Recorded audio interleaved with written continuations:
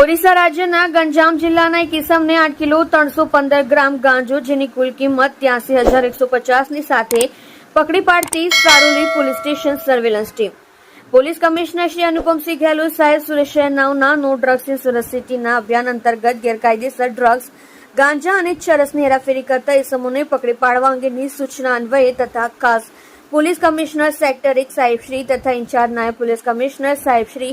Zone 1 અને મદદનીશ police commissioner સાહેબ શ્રી બી ડિવિઝન સુરત શહેરના માર્ગદર્શન હેઠળ police inspector Shri SR Vekariya તથા બીજા સર્વેલન્સ સ્ટાફના માણસો સાથે પોલીસ સ્ટેશન વિસ્તારમાં હાજર હતા. દરમિયાન ન્યોલ ચેકપોસ્ટ ખાતે હાજર ASI રમેશભાઈ હરિભાઈ તથા પોલીસ કોન્સ્ટેબલ વિલેશભાઈ જશવંતભાઈ નાઓને મળેલ બાતમી હકીકત આધારે ન્યોલ ચેકપોસ્ટ નજીક સાબર ગામ 4 રસ્તા પાસે જાહેર રોડ ઉપર સારોલી ખાતેથી આરોપી સંતોષ બીડિયાધરા ડાકુઆ ઉંમર વર્ષ 42 રહેઠાણ મકાન નંબર 740 આવિર્ભાવ સોસાયટી ચીકુવાડી સામે પાંડીસરા સુરત મૂળ વતન ગામ કાટદોપડા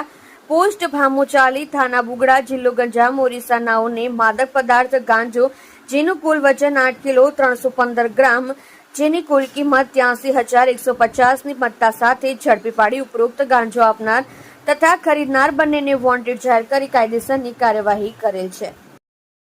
રિપોર્ટર SL સૈયદ સાથે કેમેરામેન સંદીપભાઈ બોરસે. તમે જોઈ રહ્યા છો live India today news channel.